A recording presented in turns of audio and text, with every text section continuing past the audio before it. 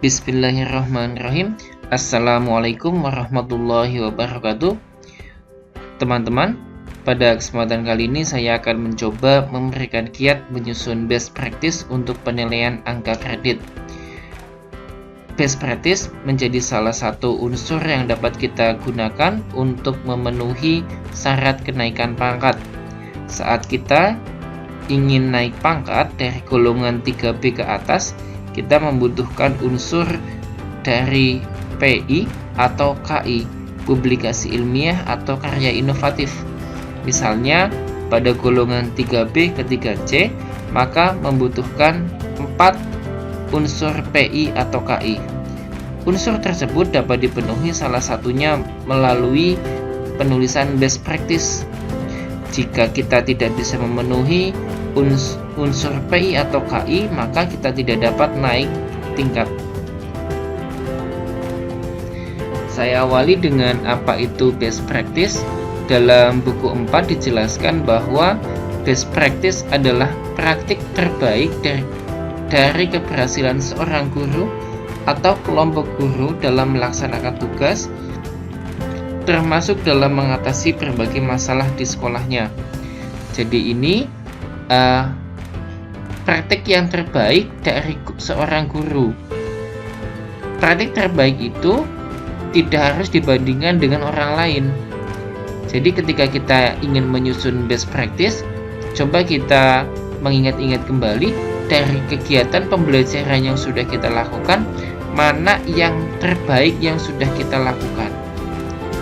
Dari yang terbaik itu dapat kita angkat menjadi satu karya tulis best practice. Dalam pengertian lainnya, best practice adalah karya tulis guru yang berisi pengalaman terbaik dalam proses pembelajaran. Ya, jadi best practice itu bukan berupa penelitian seperti PTK atau penelitian kuanti atau kuali yang lainnya. Jadi best practice itu hanya sekadar pengalaman terbaik yang pernah kita lakukan sebagai guru dalam proses pembelajaran. Bagaimana kerangka tulis best practice? Ya, karena ini berbeda dengan penelitian, dengan PTK atau yang sejenisnya, kerangka tulis best practice harus mengacu kepada lampiran 5B buku 4. Dalam lampiran 5B, kerangka tulisnya yang pertama pada bagian awal harus ada halaman judul, lembar persetujuan, kata pengantar, daftar isi, daftar tabel, daftar gambar, dan lampiran serta abstraksi atau ringkasan. Kemudian pada bagian isi terdiri atas 3 bab. Ada bab pendahuluan yang memuat latar belakang masalah, perumusan masalah, tujuan dan manfaat. Kemudian ada pada bab kajian atau tinjauan pustaka. Kemudian bab pembahasan masalah yang didukung data berasal dari satuan pendidikannya. Nah, pada bab pembahasan masalah yang sangat perlu diperhatikan adalah keaslian, kejelasan ide atau gagasan, dan kecemerlangan ide. Pada penulisan karya tulis best practice ini, kita tidak usah terlalu memikirkan apakah ide kita itu bermutu, berkualitas, atau asli atau tidak. Yang paling penting kita buat dulu, kita usahakan memenuhi dengan kerangka yang sudah ditetapkan dalam buku 4.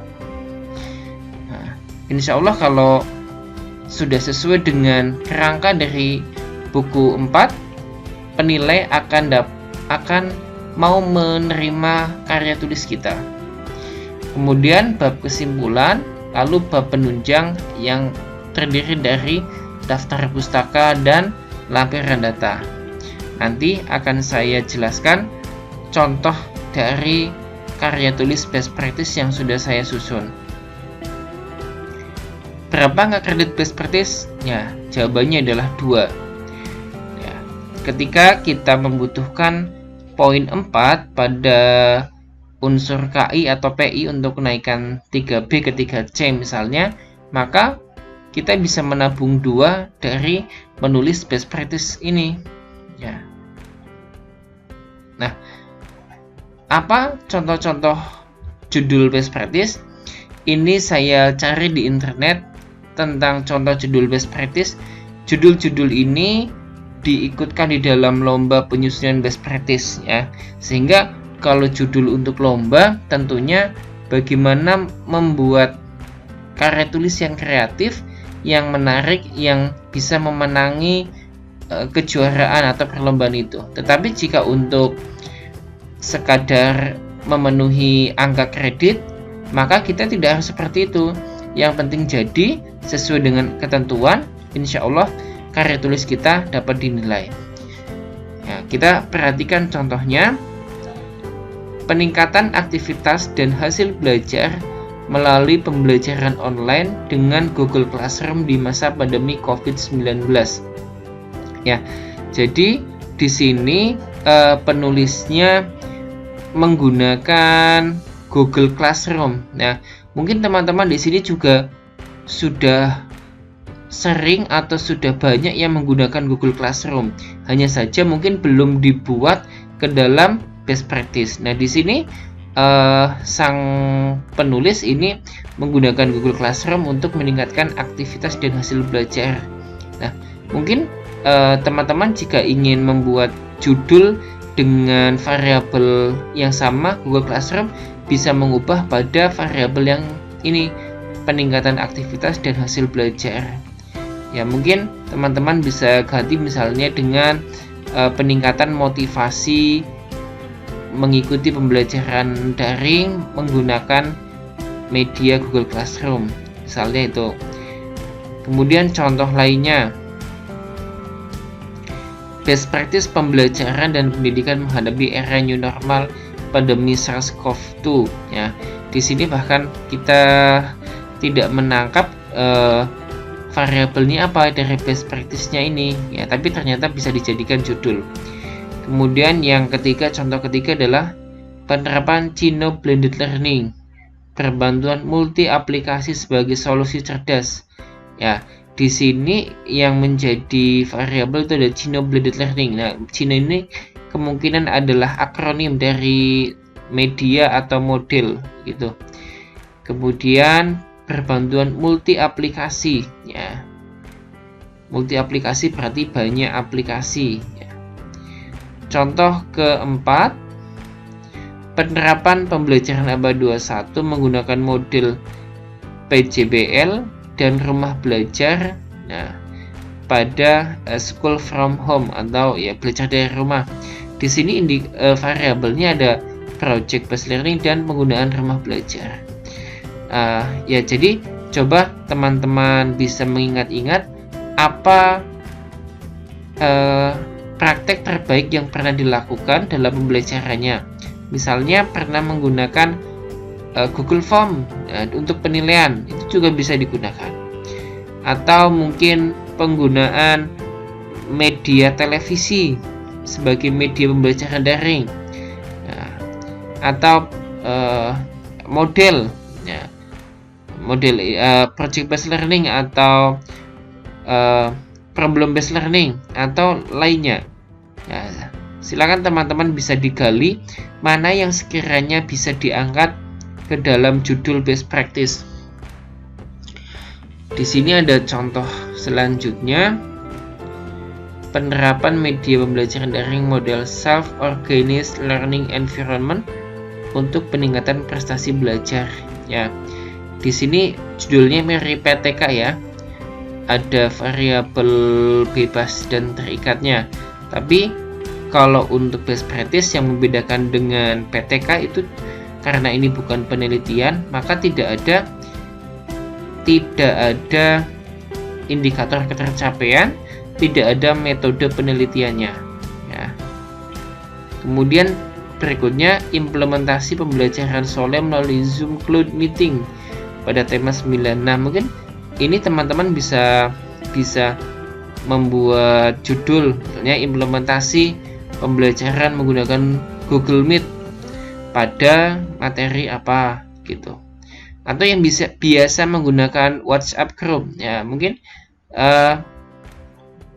peningkatan kemampuan menulis siswa menggunakan aplikasi Google, menggunakan WhatsApp group. Nah, misalnya mungkin bisa. Kemudian selanjutnya adalah contoh berikutnya, ini pembelajaran pola kooperatif multilevel tanpa laba.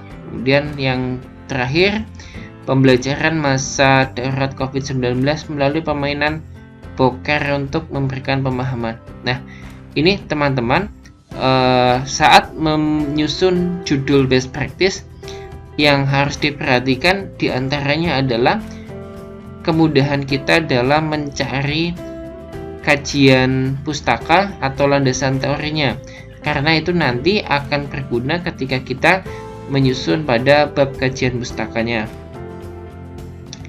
Nah, berikutnya saya akan berikan contoh karya tulis saya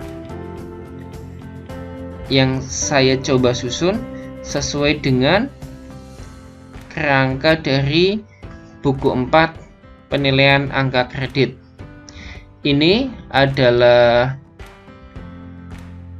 halaman judul, ya. Di sini saya mengambil judul penerapan model pembelajaran berbasis proyek dengan memanfaatkan media sosial YouTube dalam pembelajaran daring pada tema wirausaha kelas 6 SD Negeri 3 Rawaheng. Ya, di sini saya menggunakan model PJBL (Project Based Learning) dan media sosial YouTube. Ya, sebenarnya sederhananya saya hanya memberikan tugas kepada anak berupa proyek, kemudian menghasilkan produk itu diminta diunggah ke YouTube. Nah, sederhananya seperti itu. Hanya kemudian saya coba kemas menjadi sebuah karya tulis. Setelah halaman judul, ingat ada halaman persetujuan. Halaman persetujuan di sini yang menandatangani adalah kepala sekolah, kemudian kata pengantar, daftar isi, daftar tabel, daftar gambar, lampiran. Ya, kemudian ini masuk kepada bagian latar belakang masalah. Pada latar belakang masalah ini kita tidak harus mengetik semuanya, ya. Jadi teman-teman bisa membaca tulisan-tulisan yang sekiranya berhubungan atau berkaitan dengan latar belakang kita menulis, ya. Ya, di sini saya awal dengan pandemi COVID-19. Ada juga yang biasanya mengawali dengan landasan pendidikan, ya, atau tujuan pendidikan nasional, ya. Banyak contohnya teman-teman bisa cari, kemudian bisa digabung-gabungkan dengan paragraf-paragraf berikutnya yang sekiranya itu sesuai. Baik, selanjutnya ada rumusan masalah, tujuan, manfaat. Nah, di sini pada bab 2 kajian pustaka tadi saya jelaskan, ketika kita menyusun judul, usahakan mudah untuk mencari landasan teori atau kajian pustakanya.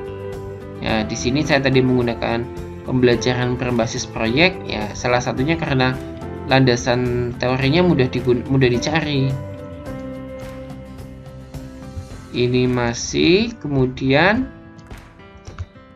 berikutnya adalah landasan teori untuk media sosial YouTube, lalu tema wirausaha, kemudian bab 3 pembahasan masalah.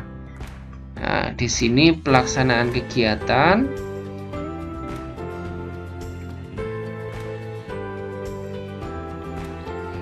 tujuan sasaran, ya. Mungkin teman-teman bisa menampilkan dalam bentuk lain, tidak apa-apa. Yang penting ada bab pembahasannya, ya. Lalu di sini hasil kegiatan.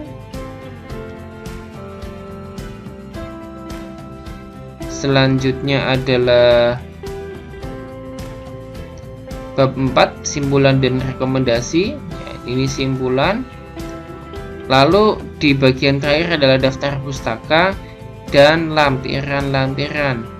Di sini saya melampirkan foto kegiatan, ada kemudian RPP ya, lalu lembar pengamatan ya, dan lembar kerja proyek. Untuk lampirannya dan isi yang lainnya, yang paling penting teman-teman memenuhi atau ada ya, tidak harus baik semuanya, tidak harus sempurna semuanya. Yang paling penting poin-poin itu ada ya. Misalnya pada daftar pustaka ya harus ada, meskipun mungkin jumlahnya tidak banyak ya. Begitu teman-teman untuk penulisan best practice sesuai dengan buku 4 PAK.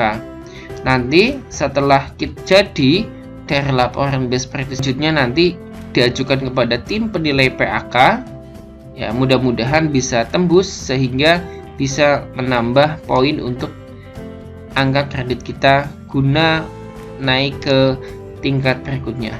Terima kasih, selamat mengerjakan, insya Allah tidak akan sesulit yang dibayangkan. Assalamualaikum warahmatullahi wabarakatuh.